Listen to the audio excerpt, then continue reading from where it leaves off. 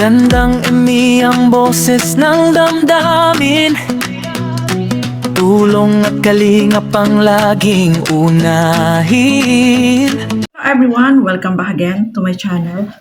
So for today's video mga kalingap, tuluyan na bang mawawala ang EDSI?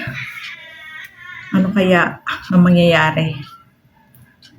So pag-usapan po natin sa video na ito, pero bago natin simulan yan, huwag niyo pong kakalimutan mag-subscribe, Bali Santos Matubang, Kalinga Frab at Edna Vlogs, at syempre supportahan po natin si Kuya Mel, no? Sa kanya po natin kuhain yung maiksing video na ating i-play.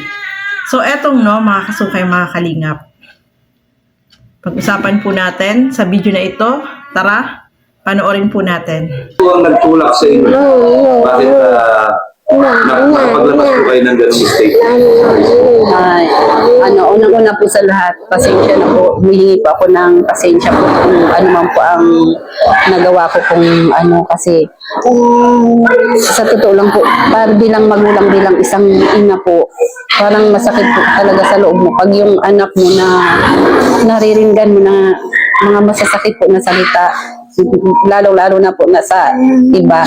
Opo, po talaga, hindi po natin maiiwasan na hindi natin po pwedeng pakiusapan yung mga basher na ma-please na ganun. Kaso po bilang natin, bilang nanay, masakit po para sa akin. Oo nga, yan. Nagulat na ako. Sabi ko, napakatahimik ni Nanay Hansel. Tatay Biran, tahimik masyado. Opo, kasi po Kuya Mel yung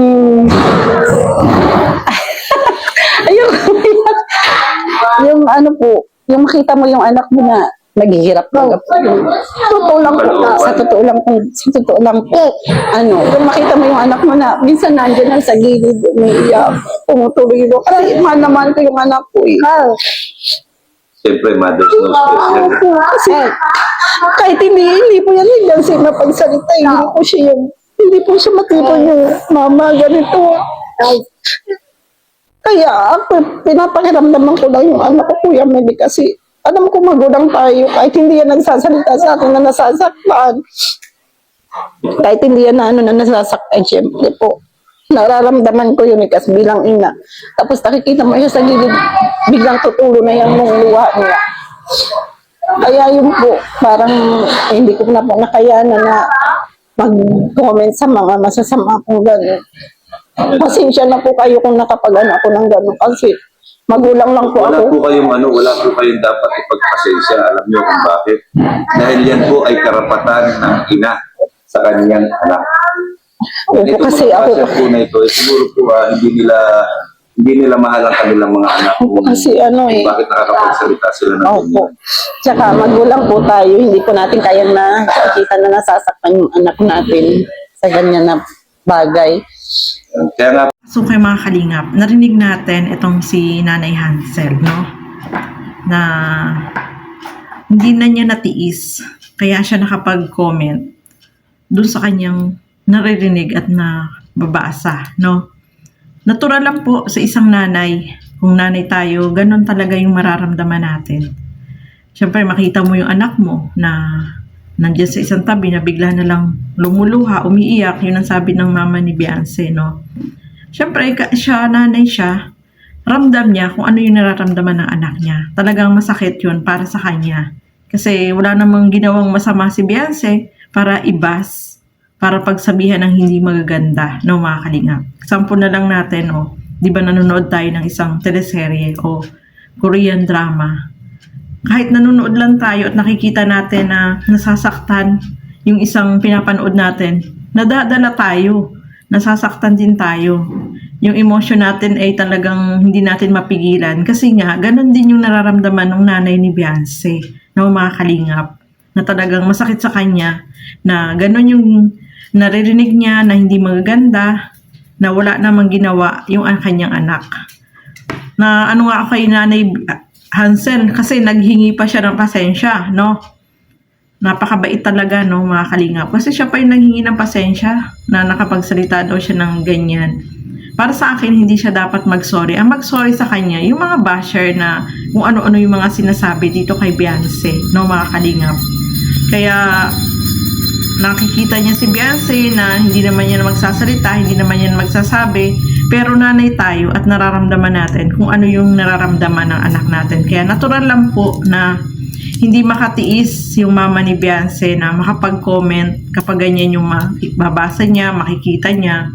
Kahit ako, kung makita ko yung anak ko na ginagano nila, aba, hindi rin ako papayag na pagsabihan sila, no? Kasi nga, hindi naman totoo yung mga sinasabi nila, no, mga kalingap. At saka, dito kay Beyonce, no, siguro advice na lang yung maibigay natin, no? Kasi yung kapag mga ganitong pangyayari na, syempre, maapektuhan din talaga siya, no? Siguro mas maganda, wag muna siya magbasa ng mga comment or basa-basa sa social media kasi hindi maiwasan na may mababasa siya, may makikita siya na hindi maganda, no, mga kalingap. So, ayan po, naiyak nga po dyan si mama ni Beyonce. Kasi nga, syempre, yung damdamin ng isang ina ay talagang ganun ang emosyon, no, mga kalingap. Kahit naman po sino na nanay, ay ganun din yung gagawin. So, naiintindihan po natin yun, yung sitwasyon ng mama ni Beyonce, no, mga kalingap. At sa mga basher dyan, sana ay tumigil na kayo, no? Kung wala kayong magandang sasabihin, ay mas maganda, tumigil na lang, no? Kasi wala namang ginawang masama itong si Beyonce sa kanila. So, ang tanong dito, no, mga kalingap, ito bang EDSI ay matutuloy pa ba? Tutuloy pa ba yan? Or mawawala na? Titigil na?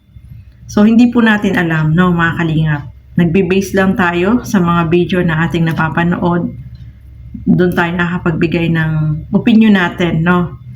At kung ano man yung mga mangyayari, ay maging ready na lang po tayo. Kung matuloy man, ay thankful tayo. Kung hindi man, tanggapin na lang natin, no? Nang maluwag sa loob natin.